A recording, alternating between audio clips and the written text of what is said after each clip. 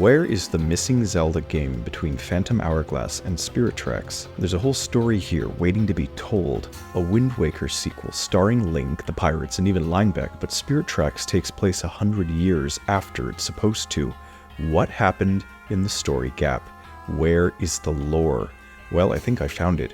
Using very detailed observation and analysis, I have structured what I think the missing Zelda game would reveal in what could very well be Nintendo's best release ever. They could release this at any time and it would bring these forgotten characters to so many new fans with a Wind Waker engine by simply bridging the full, unanswered plot gap between Phantom Hourglass and Spirit Tracks. What do we know for certain? Well, the DS games take place after the Wind Waker, the game where you sailed on a boat above flooded Hyrule.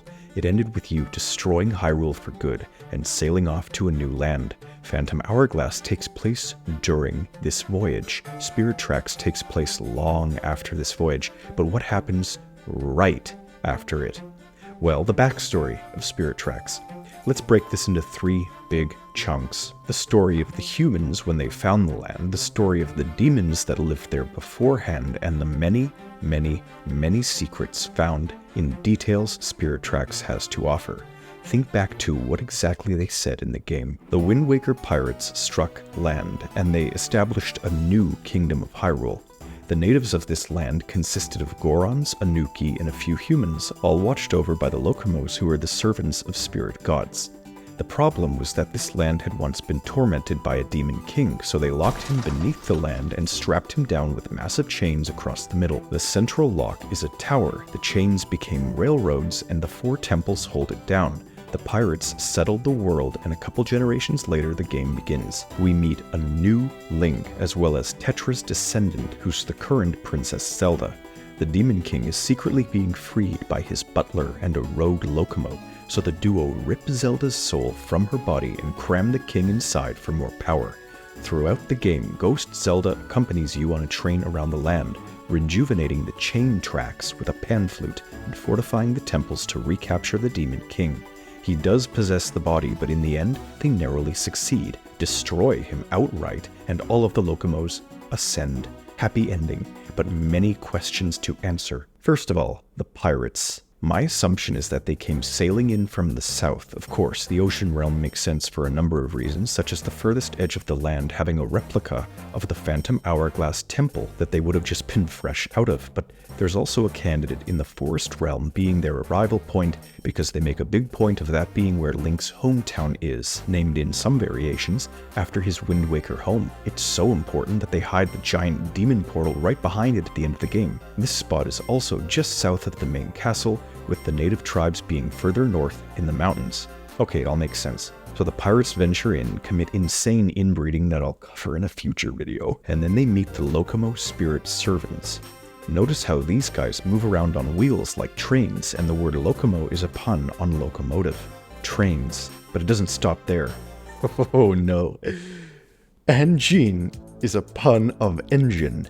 Makes sense, she's the leader of the Corps and serves the tower itself. Her companions are named Gauge, Carbon, Steam, Embers, Rail, Burn.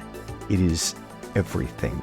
And even crazier, let's not forget Cole, another pun, another short character, but a demon. So my question is, which came first, the chicken or the egg? See, the implication from the timeline is that the Locomos existed before the trains, and thus the trains themselves, human creations, were inspired by and based off of these beings. It would mean that people saw the chains and made railroads on them, inspired by the wheelchair people. It would all be backwards. They're bound to their chairs. It can't be the other way around. But let's look at the demons for confirmation of this. Who are they exactly? I think that the Demon King himself, Malladus, was once a powerful spirit. I believe this not just because it's poetic and similar to the Path of Burn, but mainly because there are numerous other, quote, demons in this game that are directly correlated to the spirit stuff. Skeldritch, an ancient demon, protects the Bow of Light that can defeat Malladus. It's hidden in a room beneath his arena, a room that emanates the Locomo music. The compass of light is made of spirit energy, yet it tracks down the demon train. And Jean claims that the phantoms in the tower were made by her masters and are merely possessed by evil spirits, meaning that there is such a thing as an evil spirit. In this game, the spirits are another word for gods, interestingly. Also to note, the space-time gates made by the spirits share a similar portal design scheme to the one used to enter the Dark Realm. If they are the same entities, I imagine Malladus grew too strong, as Byrne claimed, and had to be dealt with. He was probably the latest incarnation of that demise curse, hence the rebirth of Link and Zelda all over again in the 100-year time gap. This also makes sense given Cole's role, as he is short, much like an anti-Angine, like a Locomo of the Dark Realm, if you will. Malladus would be the spirit, and his direct servant is Cole, although now I'm beginning to wonder if maybe it was Byrne's task to keep a lid on the Dark Realm, which explains his color scheme, and why he was so easily corrupted, and why Cole is so mad at him having ever even served the spirits, meaning, yeah, Byrne would be the Dark Realm Locomo. He has unique instrumentals, he has a mechanical device like they do, and gears on his clothing, so on. Cole, on the other hand, is certainly something. He has a killer theme song that could very well be his instrument of choice, but it's still pretty unclear given his comments. Maybe he was the original Locomo, and Byrne was tasked with that being the apprentice. As for the Dark Realm itself, this is juicy. It seems to be a warped, alternate plane of the same physical location that the portal takes us to, which is to say just south of Link's hometown. It seems to be less a realm, more a black hole emitting toxic dimensionality, if that makes sense. So my theory would be that Byrne got in contact with the disgraced Locomo Cole and freed him from his smaller subterranean prison. If I could guess where this was, I'd say probably the giant chasm that serves no purpose in the final game. Like when they say under the ground, they literally mean under the ground, like in the abyss beneath the tower where Malladus is. Once Cole is freed, Byrne uses the tower's power to create the compass of light to track down the demon train, which is where our paradox comes full circle. At first I thought, hey, is this supposed to be Cole's wheelchair on steroids? But no, it seems to almost be Malladus himself. He is limited to this form because he's still chained down and can only take control remotely through his chains. But the key question, is he making a mockery of the trains that they put on his chains, or is this the original form that he used to traverse his locked land, and they base trains off of him doing this? Well, it's still unclear. Malladus certainly corrupts other human engines and makes them his own, but I genuinely think that all of these entities came first. There's just too much absurdity to assume that they all changed their names into puns. So once these two get the compass, they find the demon train, and over 100 years, Byrne snaps railways off the land while Cole infiltrates the royal family to get close to the vessel of Zelda that they so desire. This leads to the events of the game. Everything happens, and when they destroy the demon train and strike the core of Malladus with the spirit's power, the entire corrupted landscape ceases to corrupt and collapses back down into the boring little island it truly was. So that's a rough little timeline on the spirits and demons with some theories sprinkled in. This would theoretically be the spiritual side of the game, but the human side is also of great interest, and I have some very important points to make on this today. As you progress through spirit tracks, you start to receive force gems from helping people. When you complete a mission for a side character who's particularly grateful, their gratitude crystallizes due to the nature of spirits and emotion in the world of the game. See, the Demon King could break the chains, but the spirits can rejuvenate them here and there whenever someone overflows with spirit to the point where their emotion becomes physical. To put it simply, when you help someone, their happiness turns into a force gem before your very eyes, and a bunch of train tracks reappear somewhere in the world. What interests me, though, is whose gratitude rejuvenates which tracks. My understanding is that we'd get to see these stations being built in a theoretical prequel game. So here's a little rundown. I say little, but I'm going to go through every single force gem. So brace yourself, because I'm about to lose my mind. I'm recording this late at night.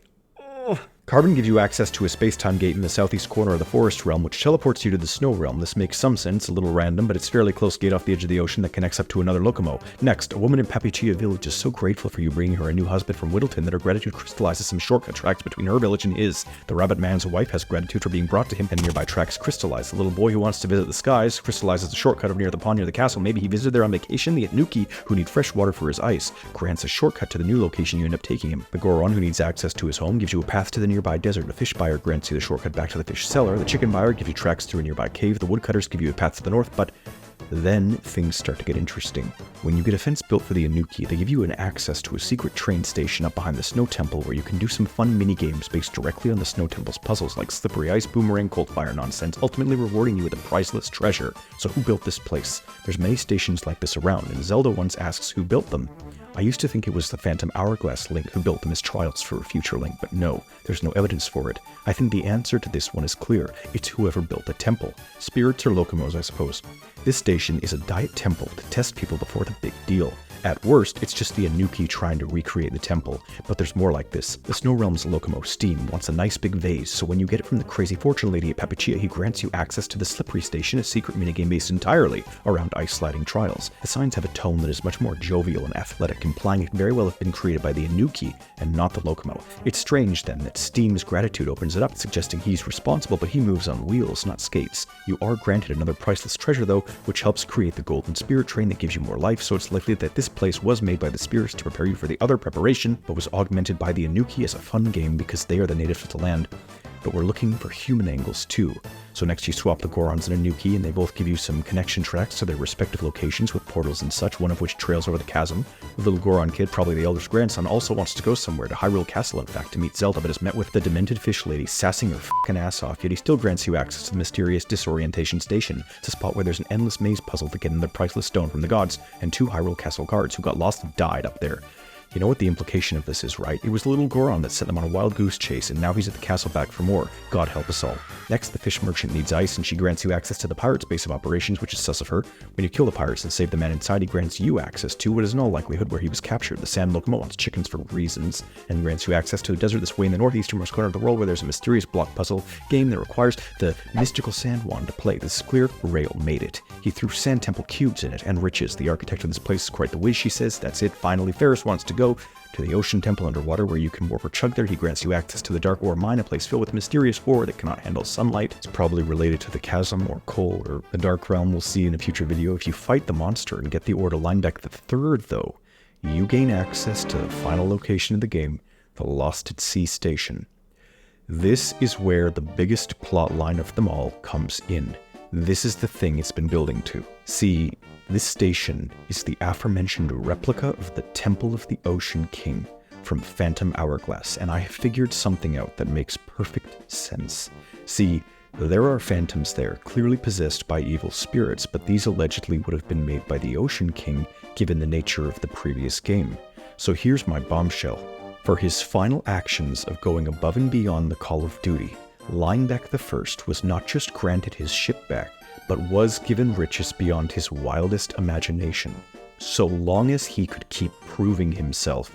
See, the reward at this station is a regal ring, which you can win over and over and over again, as many times as you want.